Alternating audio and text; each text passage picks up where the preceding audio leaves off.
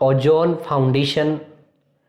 Foundation result में best क्यों है, इसका सबसे अच्छा क्वालिटी का जो उदाहरण देते हैं वो देते हैं 12th के साथ हर बच्चे का एक सपना होता है कि मेरा टॉप यूनिवर्सिटी में नॉर्मल सीट पर एडमिशन हो, और पूरे राजस्थान में जोबनेर की कृषि शिक्षा में यही पहचान है।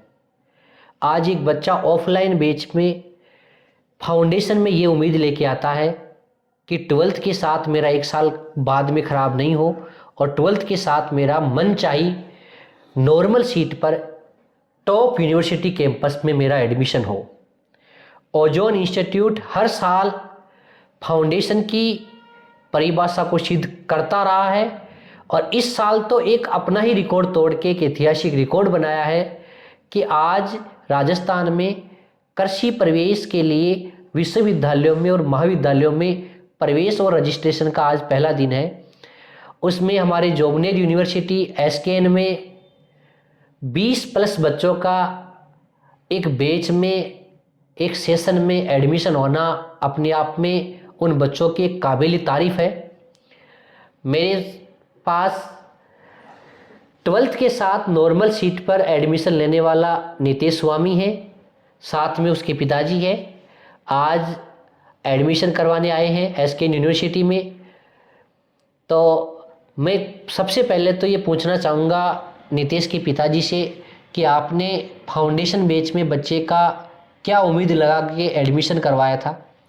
जी सर, देखो ओजोन के बारे में मैंने बहुत कुछ सुना था। भाई ओजोन एक ऐसा एंट्रेंस वो है शिक्षा की नगरी में जोबनेर में कि वो सिलेक्शन दे सकता है।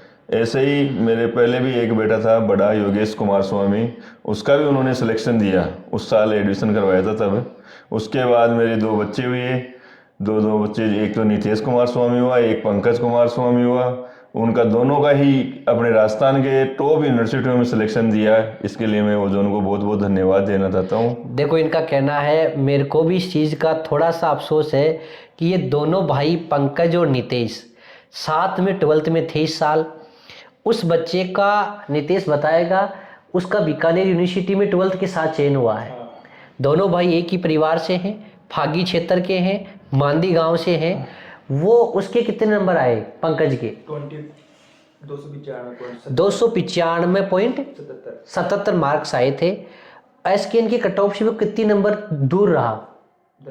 10 नंबर। नितेश, मैं आपसे पूछना चाहूँगा, आपका 12th इसी साल हुआ, तो 12th में क्या परसेंटेज है आपकी? 89%। कहते हैं ना कि फाउंडेशन में परसेंटेज नहीं बनती। आज ये बच्चे ओजोन इंस्टीट्यूट के आपको कितनी लाइन में एक ऐसे एग्जाम्पल है जो एक अच्छी परसेंटेज भी बना रहे हैं। आपके जेट में कितने नंबर आए 12th के साथ? 305 नंबर। मैं बात कर रहा हूँ ऑफलाइन एग्ज़ाम की, जो बच्चे तैयारी करते हैं उनका कितना बेहतरीन रिजल्ट आता है। जो एक गांव में, एक क्षेत्र में, एक इंस्टीट्यूट में जो बच्चे साथ पढ़ते हैं उनको हकीकत में पता पड़ता है कि वास्तव में ऑफलाइन पढ़ाई में कितनी अच्छी मेहनत होती है। आज कोटा और सीकर इतना आगे क्यों है? क्योंकि वहाँ ऑफलाइन सेंटर पे बच्चों के साथ एक टीचर इंटरेक्ट होके बहुत अच्छी तैयारी करवाता है, तभी वो बच्चे आज एक अच्छी मेडिकल और इंजीनियरिंग कॉलेजों में एडमिशन लेते हैं। उसी प्रकार जोबनेर कृषि शिक्षा में ऑफलाइन पढ़ाई में आज राजस्थान के साथ पूरे इंडिया में सिलेक्शन के मामले में ग्रामीण क्षेत्र के बच्चों को अच्छी जगह पहुंचाने में एक बहुत ही कई सालों से आज अभी के परिणामों में, पिछले सालों के परिणामों में, और उम्मीद है हमारा जोबनेर परिक्षेत्र आगे आने वाले समय में भी कृषि शिक्षा में नंबर 1 स्थान बनाए रखेगा। सबसे बड़ी बात है फाउंडेशन के बेस पर बच्चों का एडमिशन करवाना। आज कितनी बड़ी बात है, कोई बच्चा अपनी साल खराब करता है तो वो बच्चा एक साल खराब करके भी उस पायदान पे नहीं पहुंच पाता जो नितेश ने कर दिखाया। नितेश, मैं आपको कहना चाहूँगा, ओजोन इंस्टीट्यूट एज में संरक्षक आपसे ये पूछना चाहता हूँ कि आपको ओजोन इंस्टीट्यूट में स्टडी को लेके, अनुशासन को लेके, टीचिंग को लेके आपको क्या लगा? कहना तो ये चाहता हूँ कि डिसिप्लिन जिस बच्चे में है ना वो तो सक्सेस तो पा ही लेगा। कहने का मतलब पढ़ाई मेहनत इतनी काम नहीं देती, डिसिप्लिन ज़्यादा काम देता है। ओजोन में हर बार क्लासरूम में आपको मोटिवेशन सेमिनार में हर बात यही बोली जाती है कि पढ़ाई से पहले ओजोन इंस्टीट्यूट में अनुशासन पहली प्राथमिकता है, क्योंकि एज बच्चे आज बाहर से चल के आ रहे हैं। अगर इंस्टीट्यूट में जोबनेर परिक्षेत्र में हर इंस्टीट्यूट यहाँ अपनी बेहतर सुविधा देने की कोशिश कर रहा है, बहुत बढ़िया परिणाम दे रहे हैं। मैं कहना चाहूँगा फाउंडेशन के विद्यार्थियों को आपकी क्या सलाह है? मेरी सलाह तो ये है कि 12th पे तो अभी तो ध्यान दे, लेकिन जैसे जेट का एग्जाम आए तो जेट की तैयारी करना शुरू कर दे। आपका कहने का मतलब है जो बच्चे अभी फाउंडेशन बैच में, मान लो ओजोन इंस्टीट्यूट के जितने फाउंडेशन बैच में बच्चे क्लास ले रहे हैं, अभी तो थोड़ा सा परसेंटेज पे फोकस करें, लेकिन जैसे ही आपका एग्ज़ाम हो जाए बाद में समय ख़राब नहीं करें और क्रैश कोर्स के बैच के साथ या आपके सेपरेट बैच जो चल रहा था पहले से उसमें बहुत अच्छी मेहनत करें। जेट की तैयारी के लिए कई बच्चे होते हैं जो फाउंडेशन में एडमिशन ले लेते हैं लेकिन बोर्ड का एग्ज़ाम देते ही बाद में उसकी तैयारी नहीं हो पाती। आपको एक साल में, आप ओजोन इंस्टीट्यूट के फाउंडेशन बैच के विद्यार्थी हो, आपको ऐसे नहीं लगता कि एक साल में 11वीं 12वीं दोनों का सिलेबस करवाया जाता है, हाँ सही साथ में सीबीटी का भी करवाया जाता है? पहले करा है। यही ओजोन इंस्टीट्यूट की एक अलग पहचान है कि एक साल के बैच में 11 12 दोनों का कंप्लीट सिलेबस होता है। बच्चों की हिंदी इंग्लिश की अलग सी क्लास होती है ताकि उसमें कॉन्फिडेंस भी लूज नहीं होता। तो मैं यही कहना चाहूँगा फाउंडेशन वाले विद्यार्थियों को कि आप फाउंडेशन के साथ भी साल बचाकर टॉप यूनिवर्सिटी में जाने का सपना साकार कर सकते हो।